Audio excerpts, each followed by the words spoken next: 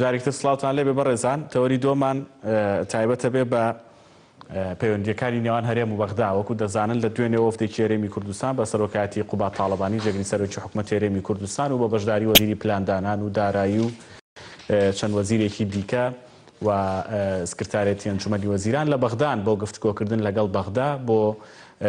هێمنکردنەوەی پەیوەندیەکانی نێوان هەرێم و بەغدا و گەیشتن بە سیغەیەک کە هەردوو لا ڕێبکەون لەسەر ئیدارەدانی سامانە سروشتەکان و ئیدارەدانی دارایی لە عێراقدا بەگشتی ئەمانوێت لە دیدی ڕۆژنامەنووسانەوە قسە لەسەرم بابەتە بکەین و قسە لەسەر پەیوەندیەکانی هەرێم و بەغدا بکەین و قسە لەسەر ئەو ڕێگا ممکنانە بکەین کە ئێستا دەکرێت بگیرێتە بەر لە عێراقدا بۆ تواندنەوەی بەستەڵێکی نێوان هەولێر و بەغدا ئەوش بە میوانداری بەڕێزە نوور حسێن نووزەر و ڕۆژنامەنووس کاگە نوێر زۆر بەخێربین زۆر سپاس بۆ ئامادەبوون کاگە نوێر ئێستا وەفدێکی حکومەتی هەرێمی کوردستان بە سەرۆکایەتی قوبات تاڵەبانی جێگری سەرۆک وەزیران لە بەغدایە هەمیشە بۆ ناردنی وەفدەکان لە هەرێمەوە بۆ بەغدا دەوترا پێویستە کاربەدەستان خۆیان بەشدار بن و ناوەندی بڕیار لە هەرێمی کوردستان و بچێتە بەغدایان لە بەغدا و بێتە هەرێمی کوردستان بۆی گرفتەکان بەلایەکدا بکەون ستراکچەر و پێکاتی ئەم وەفدا وە کاتی چوونی ئەم وەفدا پێت وایە شتێک بگۆڕێت لە پەیوەندیەکانی هەرێم و بەغدا؟ زۆر سپاس لە ڕاستیە ئەو قەیران و گرژی و ئاڵۆزیانەی نێوان هەرێم و بەغا جگە لەوەی کە ڕێگوڕیشەیەکی تاریخی مێژووی هەیە و لە دەورانی تازەی دوای ڕوخانی باسیش لە 2023ەوە ئێمە شایەتیەوەین کە هەموو حکوومەتێک لە دوایەکەکان بە جۆرە لە جۆرەکان سیاستان پیادە کردووە بڕینی موچە و بودجێ هەرێمی کوردستان فشار خستنە سەر هێزی پێشمەرگە و کێشەی دروستکردنی بۆ فڕۆکەخانەکان و تەنانەت بۆ قونسوڵخانەکان و زۆر بابەتی تر لە ڕاستیە ئەمە دیوێشی یا دووڕەهەندێکی ئەوەیە کە پەیوەندیەکانی نێوان کورد و بەغا هێشتا جۆرێک لەو تێڕوانینەی هەیە لای بەشێ لە مەرکەز و لە بەغداوەیە کە ئەوان تێڕوانێکی سلبی و نێگەتیڤیان هەیە بەرامبەر بە کورد ئەمە دیوێشی دیوێکی شێوەیە بۆ 2013 ئەم تێڕوانینە زەخ نەبوو نەگەیشتە ئەوەی قوتی خەڵک بەڕاست کاگەرەمێکیانەوەیە کە بە نظری من بەردەوام هەبووە بە جۆرە لە جۆرەکان بەڵام بەشێکی لە ڕاستیە پەیوەندی بۆ دەخالەتانی وڵاتانی منتقەکەەوە هەیە بە تایبەتی ئێران و تورکیا دەخالەتی زۆرەکەن لە کاروباری عێراق و بەشێکی زۆری دەخالەتکردنەکەش بە زەرەری حکوومەتی هەرێمی کوردستان و کووردە ئەوان پیان وایە بە فشاری زۆرتر بخرێتە سەر ئەوە دیوێکی تریشی ئەوەیە کە بەشێکی لە ڕاستیە گەرم پەیوەندی بە هەرێمی کوردستانیشەوە هەیە مەسا ئەو عەقد و گرێبەستانە یەکرێ ئەو ڕێکەوتنانەیەک هێن دەجاین پێوە ناکە بە هەر دەلیل و هۆکارێک بێ بە نظری من ئەمە بەشێکی حقیقەتەکەیە کە بەغا هەمجار باسیەکە بۆیە ئەوەی کە جەنابەت دێڵێ هەموو جا ئەمە یەکەم جارنی ئەم هەموو جار وەفدەکانی هەرێمی کوردستان دەستنە بەغا و ڕێکەوتنێکە بێ بەڵام دو جار بەسەن لایەک لە لایەکان دەجاین پێوە ناکە یا وڵاتانە لە منتقە فشار و دەخالەت دەکەن ڕێکەوتنەکە بە جۆرە جۆرەکان هەڵەوەشێتەوە یا بابلم ناچێتێت و بە تایبەتی ئێستا کە هەندێک قەیران هاتوتە پێش مەسەلەن جگە لە قەیرانی کۆڤید-19 و ئەو بارودۆخە ئابوورێکی هێنایەتە پێشەوە دابەزینی نرخینەوە و توتێ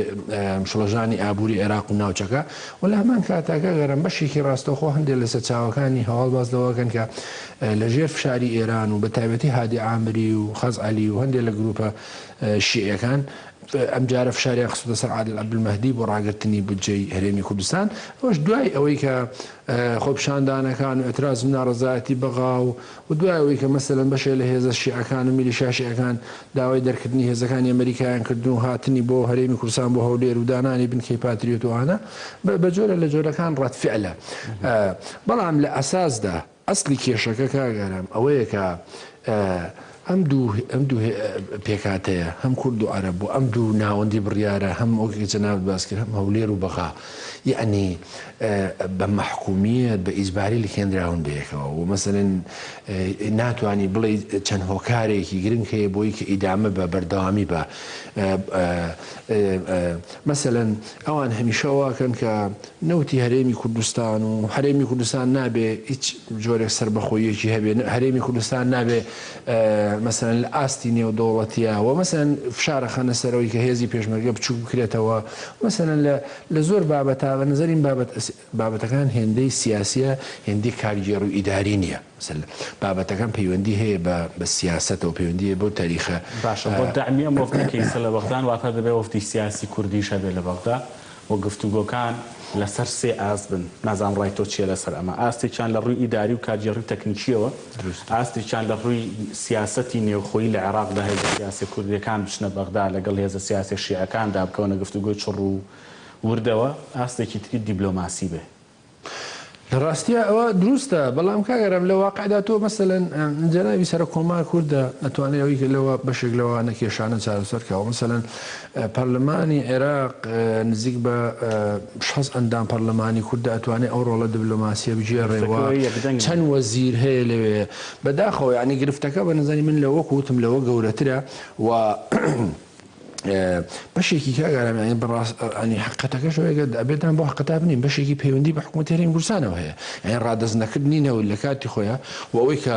داوای 250,000 بەرمیلی کردو حکوومەتی عێراق حکوومەتی عێراق مەسەلەن ئەماڵێکە حکوومەتی هەرێمی کوردستان ئەم نەوتەی ڕادەست نەکردووە لە بەرامبەر ئەو ئیستحقاقانەی کە هەیە و بەشێکی زۆر لە ئەندام پەرلەمانەکانی کوردستانیش کە لە عێراق ئەندامی پەرلەمان لەلای هێزە سیاسیەکانەوە ئەم ڕاستی ئەڵێن ئەمە حقەتێکە کە بێ حکوومەتی هەرێمی کوردستان ئیلتیزامی پێوە بکا بەمەوە يعني ناكري مثلا لجيف شاري تركيا وربو هر هو كاري كي تربيه او يقدو هم او كيما زيال لبيز بانغا شمان بو نقش الرقاي ابوري سر بخو كرت يعني بو دليليك اما بيس ما اما شندي زال الميديا وعندي لو بۆچوونە مانجوێ لێ بووە کە لە ڕابردوودا ئێمە پێویستمان بە حکوومەتی عێراقی نییە و ئێمە ئابوووریەکی سەر بەخۆمان هەیە و ئێمە لە ڕووی سیاسیەوە بێسەر بەخۆ بین و بەتایبەتی لە دەورانی ڕفراندۆمیشە ئەمە زۆر تۆق بووە بنظري من ئەم بۆچوونە بە یەکلایی بکرێت ئەگەر ئابوووریەکی سەر بەخۆت هەیە کەواتە ناکرێت مەسەلەن تۆ هەموو جار زەخت بخەی سەر حکوومەتی عێراقی ناڕەزایەتی دەربڕی و یا گلەی بکەی کە بودجێ هەرێمی کوردستان نانێرێ یان ئەوەی کە مادام ئێمە مەحکومین بەوەی لە دەوڵەت شعاری ئابوووریەکی سەربەخۆ شعارێکی گەورە بوو یعنی لە ئاستی ئەو ئیداری واقعی نەبوو کە هەمان بوو لە ڕاستیە واقعی نەبوو و باش بیری لێ نەکرابەوە و بە نەتیجە دەرەکەەوە سەرکەوتوو نەبوو سەرکەوتو نەبوو بۆ دلیلی لە چەند ساڵی ڕابردوودا بەشێکی زۆری موچەی خەڵک پاشەکەوت کراوە نەدراوەتەوە و لە ئێستایەوە چەند مانگێکە موچە نەدراوە و مەسەلەن ئەم نەخشە ڕێگە ئابووری کە بانگەشەی بۆ کرا نەیتوانی لەسەر پێی خۆی بوەستێ و کەوتە ژێر فشاری تورکیا و ڕێکەوتنامەی 50 ساڵی هەیە ناشەفافە و فرۆشینە و لە هەرێمی کوردستان بە جۆرە لە جۆرەکان زۆر وازەح نییە ئەمانە هەمووی بەڕاستی کە موکوڕیە بۆی قسەکەوەی ئەگەر ئابووریەکی سەربەخۆتەیە و نەوت ڕادەستی حکوومەتی عێراقی ناکەی و داوای هیچ استحقاقی لێ ناکەی من نظری من ئەبێ کەواتە تۆ خۆت ئیداری هەرێمەکە بی و لە ڕووی سیاسی و ئابووریەوە ئەمە بتەو بێ وە گرفتەکان پڕکەیتەوە بەڵام کاتێک داوای ئەماکەی لە بەرامبەرە هەر ئیلتیزامێکت هەیە لەگەڵ ناوەند هەر ئیلتیزامێکت هەیە هەر ڕێکەوتنێکت لەسەر کردووە ئەبێ جێبەجێ بکەی و مەسەلەن لەو حاڵەتە ئەم ڕێکەوتنانە جێبەجێکە و لەو حاڵەتە شاکە دەکەوێتە سەر مەوزوع سیاسیەکان بە نظری من ئەبێ مەسەلەن ڕێی خۆت بە واضحی بڵێ کە ئەمە فلان هۆکارە لەم بابەتە نەگەوەی مەسەلەن دوای قەیرانەکان قسە بکە ئێستا مەسەلەن حکوومەتی هەرێمی کوردستان بەڕاستی وەگەڕانەوەی ئەم وەفدە بە نظری من ئەبێ هۆکارەکان بە خەڵک بڵێ لە ژێر فشاری فلانە هێزی سیاسی و فلانە هێزی نێودەوڵەتی بودجێی خەڵک نادرێت تاخیرەکرێ ئەگەر نا مەسەلەن ئێمە هەموو ئەوەمان نزانی ینی بەشێکی زۆری خەڵکی کوردستان یا وەڵام سیاسەتمەدارانی کوردستان پێیان وابوو کە عادل عەبدولمەهدیەکە لە هەرە زۆر نزیکەکانی کورد بۆیە بە نظری من ئەوەی کە بڕیارەدا لەوێ دەسەڵاتی سیاسی ئەکسەریەتی شیعەیە هێزە سیاسە شیعەکانن و لە دەرەوەی ئەوانیش مەسەلەن بڕیاریان پێ ئێستا ئەو وەفدە لە بەغدان ئێمە باسی زۆر لە خاڵی سلبیمان کرد کە لەنان هەولێر و بەغدا هەن کە وا دەکا هەمیشە کێشەکان بەرەو قۆڵبوونەوە بچن نەک بەرەو ئاڕاستەی چارەسەروە یعنی یەک گۆڕانکاری بچووک لە هزری سیاسی لە بیرکردنەوەی سیاسی لە ئەجندای سیاسی هێزێکی سیاسی لە عێراق واکە کە ئەم دوو ناوەندە هەولێر و بەغدا بە جۆرێک لە جۆرەکان لە یەکتری دوور بکاتەوە بۆ ئەو وەفدەی لە دوێنێەوە لەوەیە خاڵی ئیجابیات و کۆکەرەوەی کورد و بەغدا هەرێم و بەغدا چییە؟ کە پێویستە کاری لەسەر بکرێت لە ڕاستیە خاڵی ئێمە هاوبەشمان زۆرە ئەوەی کە وتم مەسەلەن بەشێک لە پێکهاتەی ئەم سیستەمە سیاسیە لێرا کورد بەڕێوەیە بە لە سەر و کۆمار و جێگیری ڕێز وزەرا و جێگیری سەرۆکی پەرلەمان فراکسیۆنەکەی و وەزارەتەکەی و دام و دەستگاکانی بەنظر ئەوە گرنگە ئەو بدانی یەکێتیش هەموو جارکە چوون بەڕاستی لە سەردەمی دروستبوونی قەیرانێکا بووە و لانی کەمیشێتی نیشتیمانیا با بڵێم ئەو پێکهاتەی یەکێتی نیشتیمانی کوردستان لەناو حکوومەتی هەرێم هەمیشە مەسەلەن عناسیرێکی خێر بۆ یا با بڵێم ڕۆڵی کارکتەرێکی زۆر جار نێوەنگیری بینەوە لەناو خودی هەولێر لەگەڵ بەغدا یعنی بۆ دلیلی کەمتر ئاڵاوەتە کێشەکانەوە یا با بڵێم زۆر جار حەقیانەت و حەقی ئەوەشی داوە بە حکوومەتی عێراقی کە هەندێ بڕیارەدا یا با بڵێم هەندێ بۆچوونی هەیە و ئەوەی کە من باسم کرد یعنی پێی وایە ئەبێ ئیلتیزام بۆ بکە کە بە جۆرێکی تر بڵێم هەندێک جار پارتی دیموکراتی کوردستان لەناو حکوومەتی هەرێمی کوردستان ئیلتیزام بەم قەرارانەوە ناکا یا با بڵێم لەژێر فشاری هێزێکی ناوچەیی مەسەلەن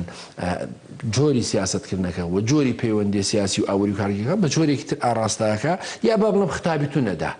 یا با بڵم جۆرە لە خەتابەدا ڕوو بە میدیا خەتابێکەدا بۆ جەماوەر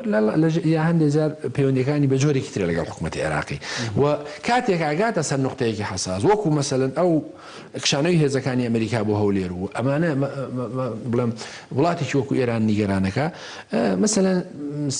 جۆری مامەڵەکردن جۆری خوتابی میدیای ڕووبەغا بە جۆرێکی تر لێگەدرێتەوە یعنی مەسەلەن ئێمە شایەدی وەنجاری هەبوو جارەوە بووە مەسەلەن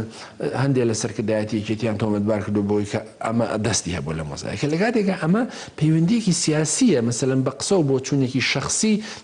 تەئسیردا نانێ قسەکەوەیە بە جۆرێ یعنی من گومانم نییە لەوەی کە حکوومەت عێراقی و بەشێکی زۆری هێزە سیاسیەکانی ئەمەی کە لە عێراق باڵا دەستن تێڕوانینێکی مەذهبی تێڕوانینێکی سیاسی نێگەتیفیان بەرامبەر بە هەرێمی کوردستان و کوردستان هەیە ڕەغمی ئەم هێز و ئەو هێز ڕەنگە پەیوەندیەکانیان جۆرێکی تر بێ بەڵام قسەکەوەیە بە نظری من پارتی دیموکراتی کوردستانیش ئەبێ جۆرێک لە مامەڵەکردنی سیاسی و ئیداری جۆرێک لە خەتابی سیاسی و ئەلامێکی خۆی گۆرە ڕوو بە عێراق ناکرێ مەسەلەن کاگەیان بڵێ هیچ پەیوەندیەکمان بە عێراقەوە نەماوە و هیچ پێویستێکمان بە حکوومەتی عێراقی کاتێک کە دەگاتە قەیرانێکی ئاواش ناتوانانی موچی مانگێکی فەرمانبەرەکانت بێت بە نظری من ئەم خەتابە غەڵەتە نەک لە بەرەوەی حکوومەتی عێراقی باشە بەڵکو ینی لە هەر بۆ هەر ئاڵوگۆڕێکە ئیکی و بۆ هەر مەسەلەن پاشەخشەیەکە لە حکوومەتی عێراقیەکی یا هەر هەڵوێستێکی سیاسی و اقتصادی جیاواز هەبێ ئەڵتەرناتیڤێک لەسەر مێسە بێ و بەدەستەوە بێ ئەڵتەرناتیڤەکانمان ئەو ئەڵتەرناتیڤانەی کە پێشتر تەرەکرا بوو ئابووری سەربەخۆ سەرکەوتوو نەبووە شکستی هێناوە و ئەمە دیوە اقتصادیەکەیەتی دیوە سیاسیەکەشی ئەوە وتم ئەبێ مەسەلەن ئەم خەتابە بە جۆرێک بێ نەبێتم مای هەڕەشەکردنی ئێران و تورکیا لەسەر هەرێمی کوردستان و لە هەمان کاتا نەبێتە سازشیش و نەبێتە مەسەلەن ئەوەی کە ئابووری هەرێمی تەسلیمکەی و سیاسەت و گوتاری کوردی تەسلیمکەی بە نەزەری من ڕاگررتنی ئەم پەیوەندیانەوە هاوسەنگی دروستکردن و تێگەشتن لەمە بە تەعەسوب و بە قەراری سەریع و بە ئەوەی کە بتەوێ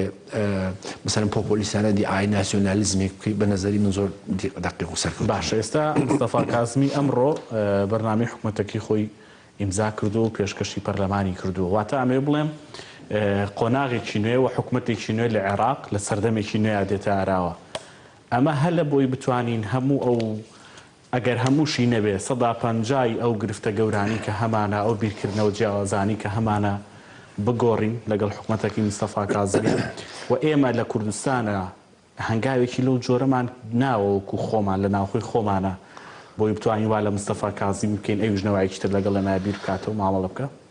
لە ڕاستیە پرسیارێکی جددیەوە مەسەلەن ئەما بێ جەناب لەو وەفدەی پرسیکە لە بەغانەگەر هاتنەوە یا با بڵم لەو وەفدە کوردی کە دانووسانی کردو پێشتر لەکە تەییدی مستەفا کازمی کردو بۆی کە ڕاست پێدرێ و مەسەلەن ئەو ئەجێندای ئەو هەجێندا هاوبەشە چییە لە نێوانیاندا و پێم وایە مستەفا کازمی ئەوەندەی کە من ئەو ماوەی متابعەم کردووە و خۆش دەزانی من پیان وایە کەسایەتێکی باشە و پێی وایە مەسەلەن ئەمڕۆ مەسەلەن کارنامەکەی نردۆتە پەرلەمان و ئەو خاڵانەی کە باسیەکە خاڵی باشن بەڵام کاگەرە مۆزوعەکەەوەیە مستەفا کازمی ئەگەر کەسایەتیەکی سیاسی دۆستی زۆر نزیکی هەرێمی کوردستانیش بێ کەسایەتیەکی زۆر تەندروست بێ لە ڕووی سیاسی و کەسایەتێکی شەفاف و بێ و هیچ مەلەفێکی گەندەڵی لەسەر نەبێ یان لە داهاتووە نەبێ منە دیوێکی مۆزوعەکەی دیوێکی تری ئەوەیە کە سەرۆکوەزیران لە عێراقا هەمیشە گیرۆدەیە بەدەست پێکاتە سیاسیە ناهۆمۆجینەکانی عێراقەوە یعنی مەبەستم بەدەست گروپە میلیشیا شیعەکانەوە بەدەست سونیەکانەوە بەدەست ململانەی نێوان ئەم دوو گروپەوە یا با بڵێم ململانەکانی هەر سێ پێکاتەکەی عێراق شیعە و سوننە و کورد و لە لایەکی ترەوە گرفتارە یا با بڵێم گیرۆدەیە بەدەست ململانێ سیاسیەکانی نێوان ئێران و ئەمریکا لە منتەقەکەیە عەرەبستانی سعودی و ئێران تورکیا یعنی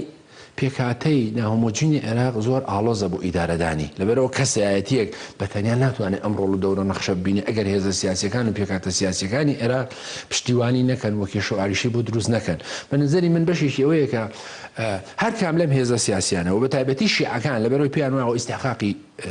حەقی ئەوانە ئەکسەریەتیانە هەمیشە تەسەووری ئەویان لێ چاوەڕوانی ئەویان لێتی کە ئیمتیازەکانی ئەوان زۆرتر بدە و چاوپۆشی بکە لە میلیشیابوونیان لە وەرگرتنی ئیمتیازی زۆرتر لە سەروەت و سامان و لە ناشەفافیت و تەنانەت لە دەخالەتی زۆرتری ئێران و مەسەلەن سونیەکانیش بە جۆرێکی تر بۆیە بەڕاستی بۆ خۆم من هیوادارم وانە بێ پێم وانێ مستەفا کاظمی بتوانێت موعجزەیەکی بخێت لە عێراق و پێم وانێ بتوانێت ئەگەر خۆشی خواستی بێ هەموو پەیوەندیەکانی لەگەڵ هەرێمی کوردستان ئاسایی و تەبیعی بکاتەوە مەسەلەن خەڵکانی باڵادەستی وەکو ئامبری و خەزعەلی و هەم هەندێک خەڵکی شۆڤێنی لە ناو پێکاتەی سونی ئەوانە بربەستی بۆ دروستەکەن و مەسەلەن ڕێگای نادن و مەسەلەن فشاریە خەنە سەر تۆ دەنابزان مەسەلەن لەو سەردەمی هەر یەک لەو سەر وەزیرانی پێشووتر لەو کابینانە هەر کاتێ بەدڵیان نەبوو بێ مەسەلەن ڕەوتی سەدر خۆپشاندانێکی ملیۆنی ڕێخستووە مەسەلەن تەقینەوە بووە و مەسەلەن فشاریان بۆ دروست کردووە کەیسیان بۆ دروست کردووە دەخالەتی ئێران زۆرتر بووە دەخالەتی تورکیا زۆرتر بووە پاشەکشیان پێ کردووە ڕێگ نەیاڵن کارنامە بۆ ئەجەنداکەی جێبەجێ بکە بۆیە ڕاستەوخۆ پەیوەندی بە کەسایەتێکەوە نییە بەڕاستی ئەوەندەی کە ئەو هێز و سیاسیانە پێکاتەکان یاریدەری نابن ێگریەکەن بۆ خۆش دەزانی عێراق بۆ بە مەیدانی ململانەکان یا یەکلاکردنەوەی مەیدانی ململانەکانی نێوان واشنتۆن و تاران بەتەسەوری من کاریگەری گەورەی هەیە و نایە لە ئەم وڵاتە ئارام بێ وەجگە لەو گروپە تیرۆریستیانەی داعش و گروپی تیرۆریستی و دەخالەتی وڵاتانی منتقە بە جۆرە لە جۆرەکان و بەداخشەوە بێ بڵێم سەرڕای هەموو ئەوانە ئەو هێزە سیاسیانە عێراقن کە عێراقی هەمیشە لە ڕیزی 150 ئامارە خراپەکانی ڕێکخراوی شەفافێتی نێودەوڵەتی داناوە کە زۆرترین گەندەڵیتیایە و بە خۆشە دەزانی مەسەن بەشێکی زۆری داهات و سەرۆت سامانەی وڵاتە بە گەندەڵی ئەچێتە دەرەوە و ئەبینی لە کاتێکی وەکو ئێستاە کە نرخی نەوە دابەزێ عێراق تووشی قەیرانێکی گەورە بێ ڕاست هاتوانێت چەند مانگێکی تریا باڵێم ساڵێکی دەتوانێت ئیدارەی خۆی بە بەڵام ئەو وڵاتانی کە ئارامن لە تەنیشتی وەکو وڵاتانی کەندای فارزەبینی کە زۆر کەم قەیرانە تەسیریان لەکە یا با بڵێم وڵاتێکی ئارامە لە ڕووی سیاسیەوە وڵاتێکی اقتصادی پتەوی داناوە و مەسەلەن هەموو حساباتێکی بخۆی کردووە بەڵام بەداخەوە ئەم پێکاتە سیاسیانە عێراق بە تایبەتی شیعە و سوننە کە مێژوویەکی خوێناوی دوور و درێژیان هەیە ئەو تێڕوانینەی خراپی بەرامبەر بە کورد هەیەە بە نظری من ناهێڵە عێراق استیقرار و ئارامی بەخۆیەوە ببینێ ناهێڵە مەسەلەن پەرلەمانەکەی پەرلەمانێکی ئەکتیڤ و کارا بێ ناهێڵە سەرۆکوەزیرانەکەی سەرۆکوەزیرانێکی تەندروست بێ و بتوانێت کارنامە و ئەجەنداکی خۆی بەرێتە پێش و نایڵە سەرۆکۆمار مەسەلەن ڕۆڵێکی باش ببینێ مثلا ئەگەر شاهدی ئەوە بین مثلا لە ماوەی بە تایبەتی لە دوای پرۆسی ئازادی عێراقەوە من تەنها مثلا جەنابی ئیمام جەلال ئەم ڕۆڵە گەورەی بینی بوو لەبەرەوەی بۆ خۆی کارکتەرێک و فعلەن لە واقعی خۆیان هەستی بە ئەوە کرد کە مەسەلا ئەم سێ پێکاتەیە و عێراق ئارام بێ بۆیە هەمووشیان مثلا حساباتی تایبەتیان لەسەر کرد بەڵام بە نەزەری من ئێستا وەکوتم بە تایبەتی خاڵێکی جەوهەری عێراق کە مەیدانی ململانیەکانی واشنتۆن و تارانە بەردەوام ئەمە کاریگەری و تأثیری سلبی بەجێڵێ لەسەر بارودۆخی سیاسی ئابووری کۆمەڵایەتی و پەیوەندیەکان و هەموو ئەوانە بەنسبەری من ئەمە تأثیری گەورەی هەیە بۆیە هیوادارم مستەفا کاظمی بتوانێت ئەو ئەرکە باش ڕاپەڕێنێ بەڵام هێشتا بەنظری معلوم نییە و ئەو هەموو فاکتەرانەی باسم کرد هۆکارم بۆی کە نەتوانێت وەکو پێویستکارەکانی جێبەجێکە زۆر باشە سپاس دەکەم بە ڕێزەنوەر حسێن و سەر ڕۆژنامەنووس لە تەوەری دۆم لەگەڵمان بووی سپاس بۆ بەشداریکردن سپاس بۆ ئەوەش کە بینەر بوون هەر شاد بن و خاتان لەگەڵ